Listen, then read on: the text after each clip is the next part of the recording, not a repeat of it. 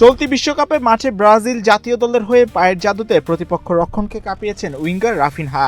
সম্প্রতি চোটের কারণে তার মাঠে ফেরা নিয়ে তৈরি হয়েছে ধোঁয়াশাও। ঠিক তখনই মাঠের বাইরে আরেক চরম ও নির্মম বাস্তবতার মুখোমুখি হতে হলো এই তারকা ফুটবলারকে। প্রতি সপ্তাহে সর্বোচ্চবার বিকাশ পেমেন্টে 50 জন হবেন পেমেন্ট চ্যাম্পিয়ন। জিতে নিন টিভি সহ আকর্ষণীয় সব প্রাইজ। ফুটবল বিশ্বকে স্তব্ধ করে দিয়ে খবর এসেছে নিজের জন্মদাতা পিতা সুনিপুণ প্রতারণার শিকার হয়ে প্রায় দেউলিয়া হওয়ার পথে দাঁড়িয়ে আছেন 29 বছর বয়সী এই সেলেসাও তারকা।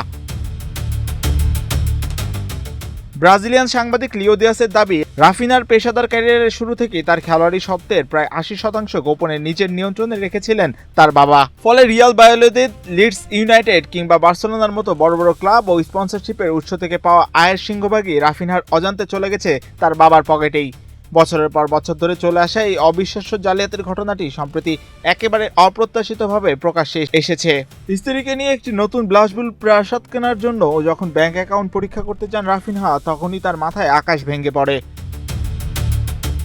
অ্যাকাউন্টে প্রত্যাশিত বিপুল পরিমাণ অর্থ না দেখে শুরু হয় খোঁজ খবর, আর তাতেই বেরিয়ে আসে তার আপন বাবার এই চরম বিশ্বাসঘাতকতার রূপও।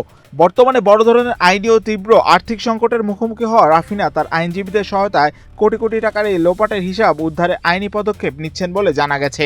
যদিও এখন পর্যন্ত রাফিনা বা তার পরিবারের পক্ষ থেকে কোনো আনুষ্ঠানিক বিবৃতি দেওয়া হয়নি, তবে রক্তের সম্পর্কের এমন নির্মম প্রতারণার খবর ফুটবল দুনিয়ায় বর্তমানে বিশাল এক তোলপাড় সৃষ্টি করেছে।